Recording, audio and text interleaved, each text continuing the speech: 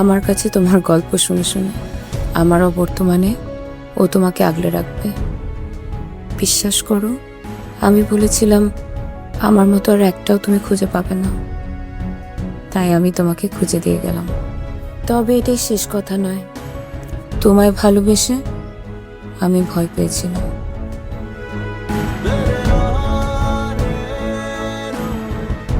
তুই আজকেও বাইরে গেছিস? তোকে না ডাক্তার এই মুহূর্তে বাইরে যেতে না করছে? জানিস সায়রা, ছেলেটা না পুরাই পাগল। চা দিয়ে ভেজে সমুচা খায় আর আমাকে রংধনু বলে ডাকে।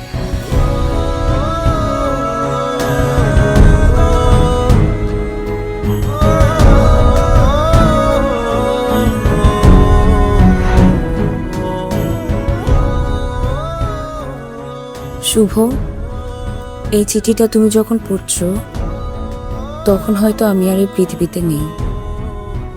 তোমাকে অনেক বড় একটা মিথ্যা বলেছি আমি। মা অসুস্থ ছিল না শুভ, অসুস্থ ছিলাম আমি।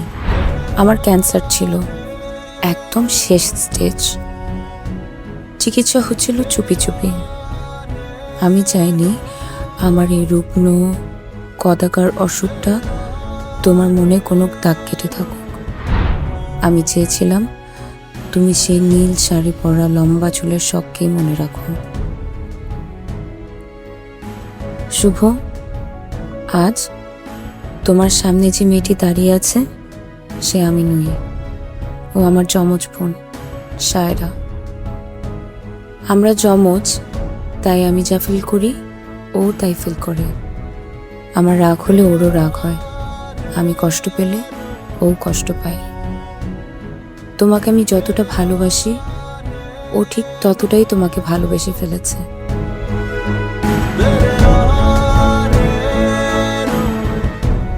আমার কাছে তোমার গল্প শুনে শুনে আমারও বর্তমানে ও তোমাকে আগলে রাখবে।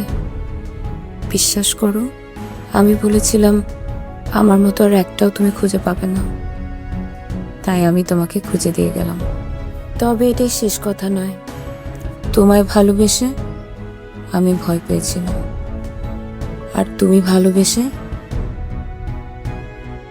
সাহস দিয়ে গেছো চিরন্তন।